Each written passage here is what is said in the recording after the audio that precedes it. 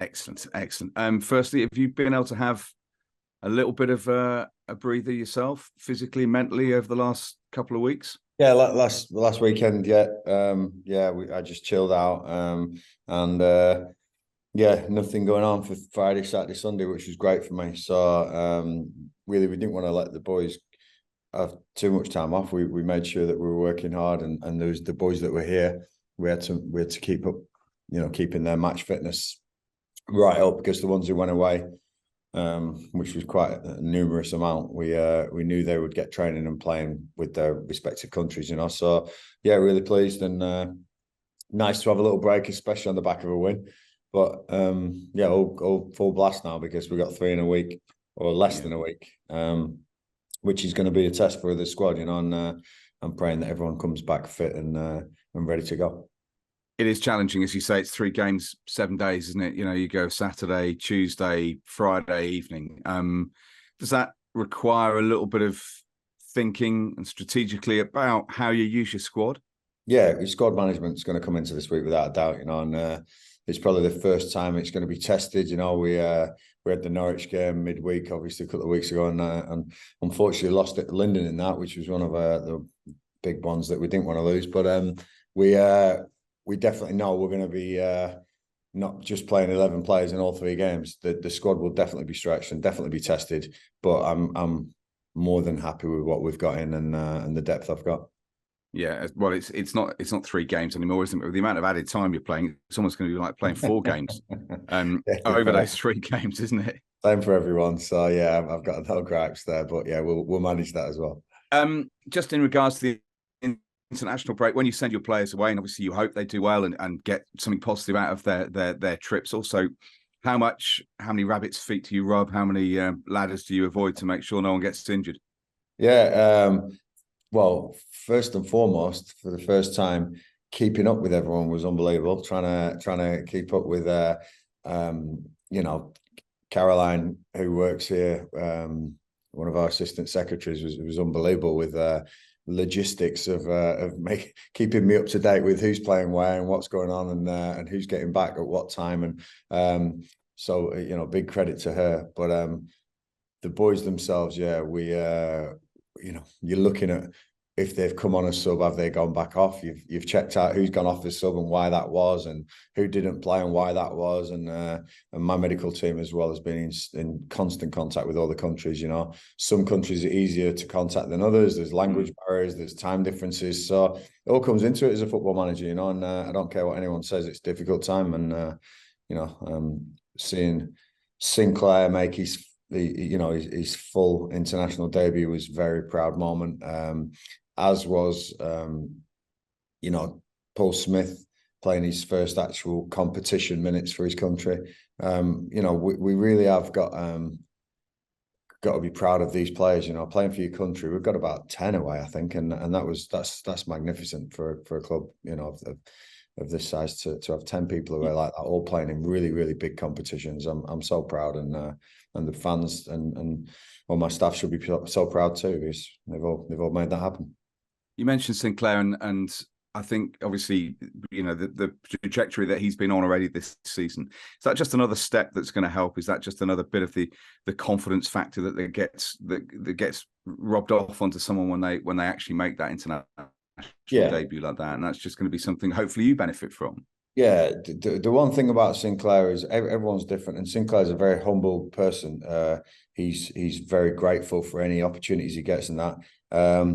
But sometimes when people try and talk to him, he can be quite aloof as well, because I think he's just used to, in a year or 18 months, he's come from Shamrock Rovers, not much anything really over there, to this championship player, this massive prospect, and now he's delivering on this prospect sort of tag that he's had. It's really, we've got to understand he's only 20 years old, and to handle that at such a young age, we've all got to think back about when we were 20 and could we have handled it. So we're going to help him through all this, but the humility that he's got, I think will aid to that confidence, because he's just so super grateful for every time he steps on a training ground or a pitch, and and he's deserved this, and I'll be the first one to say you've deserved this, and be that person that everyone believes you can be, but keep that common touch as well, because that's one of his strengths. And you mentioned Paul. I remember speaking to him when he signed, and sort of asked him about whether he hoped that getting back into the Championship and despite having a great season last season, for example, with the O's, but actually it would aid again his international aspirations, and it sort of it's good for him individually. It's good for the club. Is it good moving forward as well when it comes to potential recruitment moving forward, to say that players, you can come here and you want a positive, really good stage where you can actually get attention to yourself? Yeah, we want to be known as the club and the chance here to play for your country, because it's such a huge club, such a well-known club. If you do well here, you're doing well in the Championship, and you get a chance here for you young as well, which is really important. So it's great for recruitment. It's great to tell people that coming to QPR will enhance your chances of playing for your country, not anything else. And I think Paul's a testament to that, and also Morgan Fox. So when I talk about young, he's coming up 32, 33, and he's on the squad for Wales. Still, and I can't wait for Morgan to make his international bow, because he's been a very unsung hero and a real rock. And I watched the Wales game against Latvia on TV, and I was dying for him to come on. I thought he would. They were hanging on at one stage, and I thought they might stick him on. But again, what a great character he is, and a great example to all those other young boys coming through. And so we've got a good balance here too. But it is focused now on the domestic side of things, and as you say, tough run of games. That a tough one to start off with as well, against the side that a couple of players have got experience of playing for. Yeah. Tough run of games from now till May, believe me, Phil. So it's not just it's going to be tough. But we've obviously got a couple of Northeast boys. Jack Colback's played for Sunderland.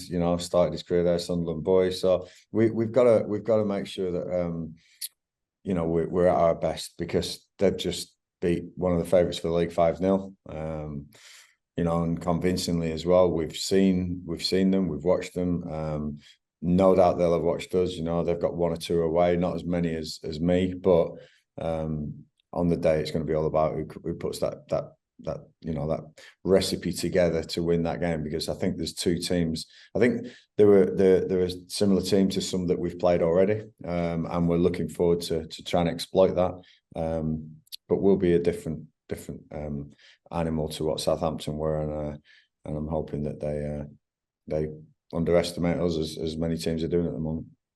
Yeah, what are you expecting from Sunderland? Yeah, wants to get the ball and use the ball. Yeah, obviously Tony Mowbray's he's well-known manager for what he plays and how he plays, but they also know how to win games. They've got some, they've got some experience in their staff. Maybe not so much on the pitch, not a great deal, but they're learning, these boys, and every game goes by.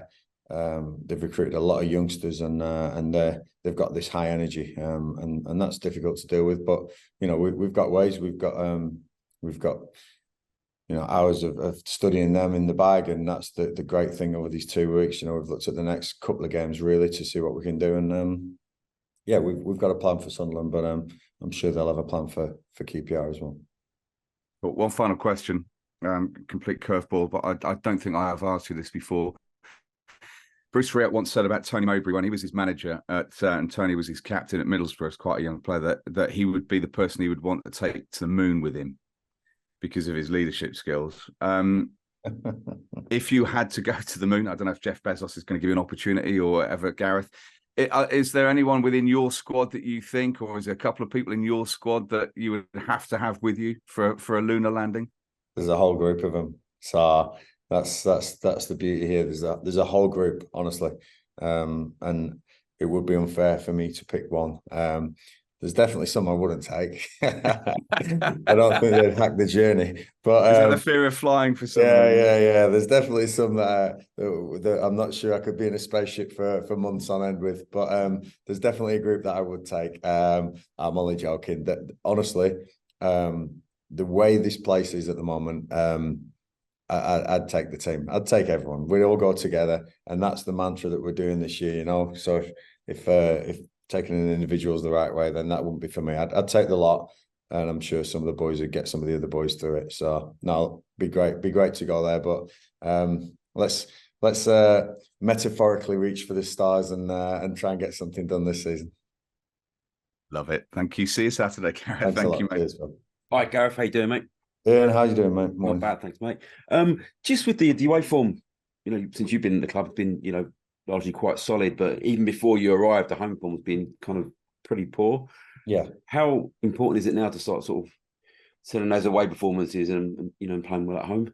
Yeah, really important. Home is where you get your achievements in football. The best teams are the ones who finish in the playoffs, the ones who get promoted. Their home forms are the best. You've got to make advantage of when you're at home. I want it to feel like home as well. I think that for one reason or another over the last couple of years, it's been difficult at home. I think the pressure has been felt at home a little bit from the boys. I really do, and I think expectations were high.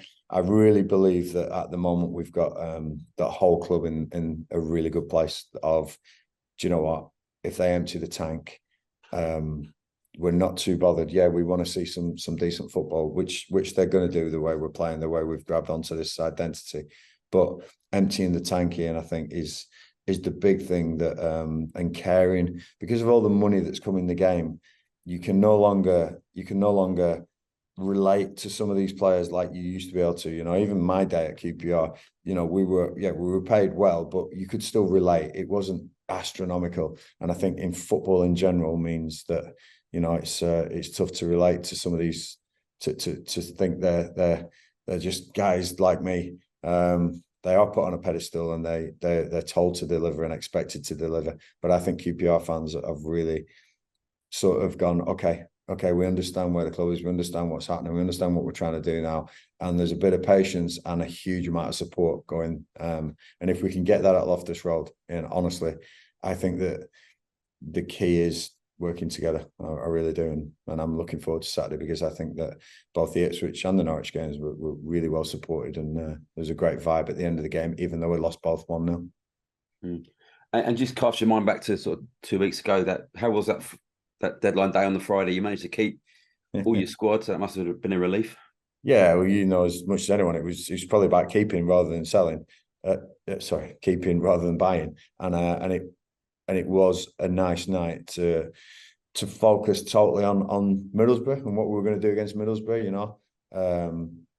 Again, people who've had a lot of stick over the years, the board, Lee Hoos, have been fantastic through this window, honestly. And I know people will say, "Oh, you're only saying that because they're the ones who are your bosses." I don't care. They've been really good about keeping the best players, getting me what I've asked for, which hasn't been ridiculous, but also just understanding that this club can achieve, but we don't have to go mental, we don't have to go crazy. And one of the big things on deadline day, I spoke to somebody else about this the other day, was that just because everyone else is buying doesn't mean you have to. I've learned that over the years. Don't get sucked into that, oh my God, they've bought this player or they've signed that player, we must sign somebody. I think the experience I've had over the years has helped me realise that my focus that night was Middlesbrough away and how we can beat them. And I'm glad we did that, because we definitely did. And they signed 3 players, ironically, on deadline day, but we focused totally on what we were going to do.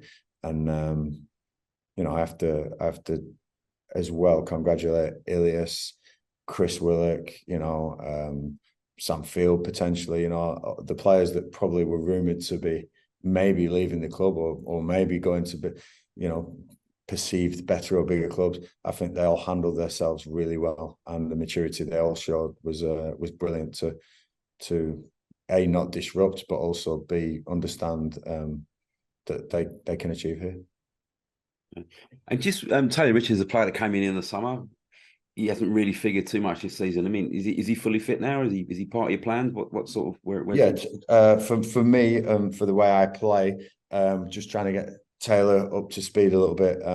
He's a great talent. Struggled with injuries since he came in the door. A year ago, I think he was brought in on loan last season for the season with a signing at the end of the loan, and just struggled through injury, getting fit, and I want Taylor to find a place. I want him to get part of this, because he's a good player, he's a good talent, and obviously the clubs he's played for shows he's a good talent. But it's